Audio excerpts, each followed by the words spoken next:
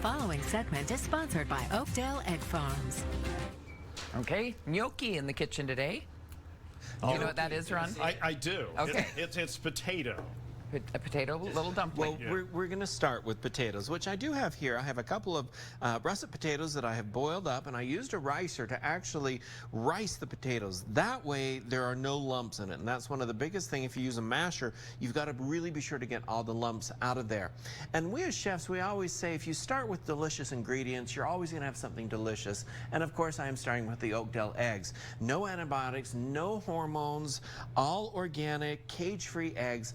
Awesome choice for any dish that requires eggs. A couple of the Oakdell eggs are going into there. Now also I'm going to add in a cup's worth of flour or so, and you can grab this recipe on my website, cookingwithchefbrian.com. So head on over there with a little bit of salt. And I'm not sure where I put the salt here. It's probably right here in front of me. Yes, as I was doing, you know, it's that whole thing is I'm a guy, and if it was a bear, it would have bit me, as my grandma would have told me.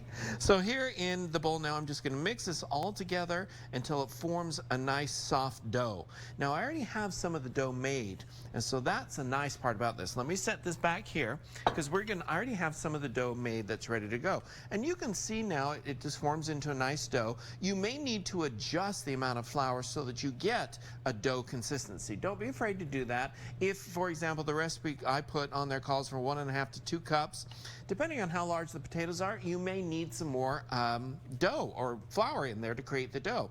So you're going to divide it into 4 pieces. You're going to roll these out into a rope that's about a 1/2 inch thick, and then you're going to cut it into about inch pieces. And I've done that here, ready to go. And I have a pot that's coming to a boil here with some salt in there. And I'm just going to add that gnocchi right into there. Now, traditional gnocchi does have ridges on it.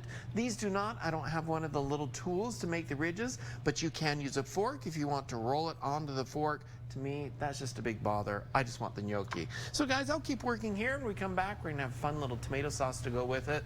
A delicious gnocchi with Oakdell eggs, guys. Yeah, if it has the ridges, it holds more sauce, right? Well, I just add more sauce on the plate. That's true, I guess it would. All right, thanks. Inventory has been depleted a little bit. Well, Chef Brian says just make sure you have a good kitchen in that house. Exactly. That's the main thing.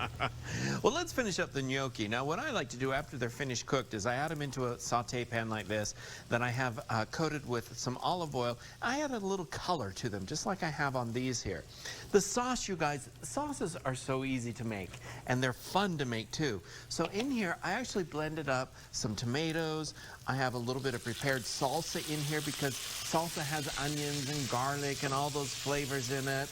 And a little bit of tomato paste, some salt.